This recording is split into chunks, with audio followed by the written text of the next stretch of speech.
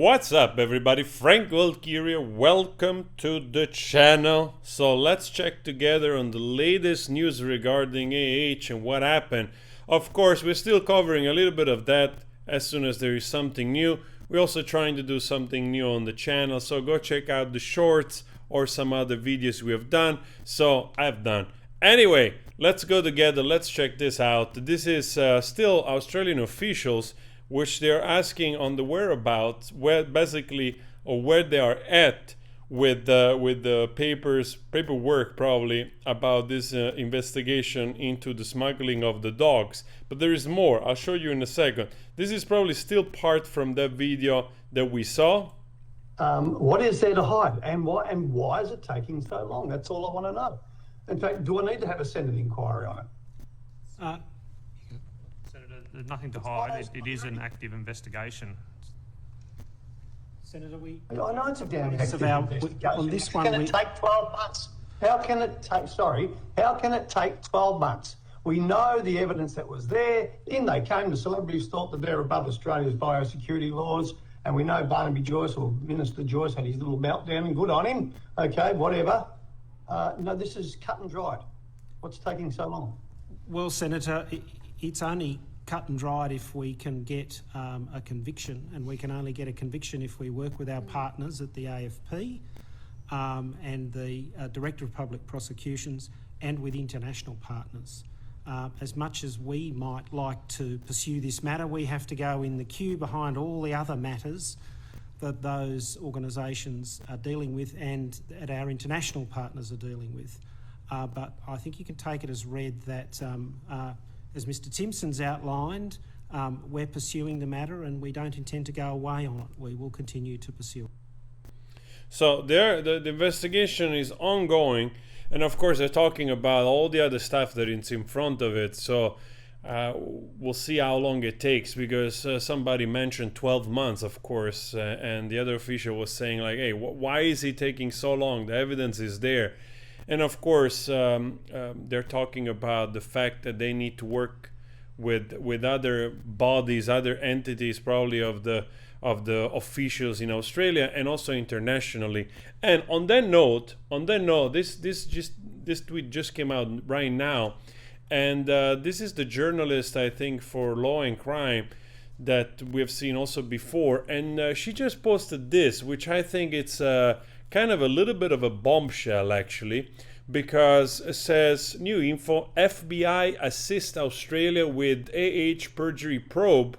So FBI assists with the Australian probe into allegation of perjury involving blah blah blah blah blah. So this is kind of nuts, because it seems like it's starting to take a different direction. You know, it's becoming something bigger just than the celebrity or the lying. It's becoming an international thing, because serious laws regarding the ecosystem of Australia were broken. And now that, you know, the info have emerged in regard of, you know, what happened with the smuggling of the dog, so they're pursuing this on a bigger stance. And if the FBI is involved, then it becomes really political. And I suppose, you know, they have to comply in a certain way, because obviously Australia, I suppose, is also like, you know, because of the relationship, international relationship between the United States of America and Australia, and they have to respect that and have to respect Australia laws.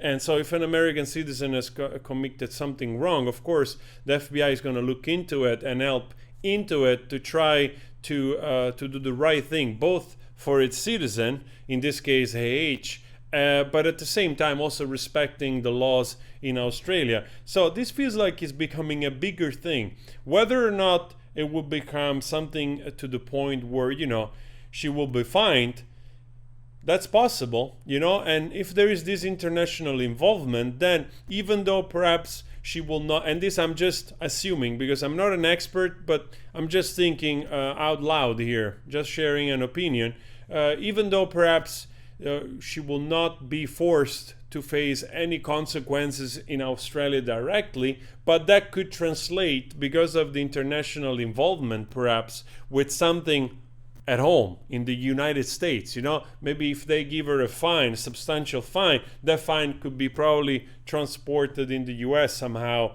but that needs to be seen, because of course, you know, there is different legislations and power, you know, to enforce those laws, that obviously if you're living somewhere else, it's not that they can just come, depending on what you have done, of course, come and take the person out of the country. That's a completely different ballpark, in my opinion. So, but this is a bombshell. This is big. We will look into it. Now I'm just curious in terms of like international affairs, more than whether or not it's right or wrong. Like it's becoming something of this magnitude, and I think it's because there's so much pressure now, and there's so many eyes on it, and it's been revealed to the world also through the trial in Virginia, that also how wrong it was in the UK what they carried out, that I wonder if this also has some repercussion in the UK. You also know that the judge which made the verdict in the UK is retired, so I don't know exactly what can happen there.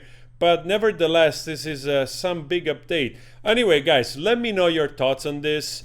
Please subscribe if you're not, and go check the other videos. Everybody says, well, not everybody, some says like, oh, I'm tired of AH, but people watch the video, and I'm putting out some other stuff. So if you're curious, it's there. Anyway, thank you so much. Always spread love.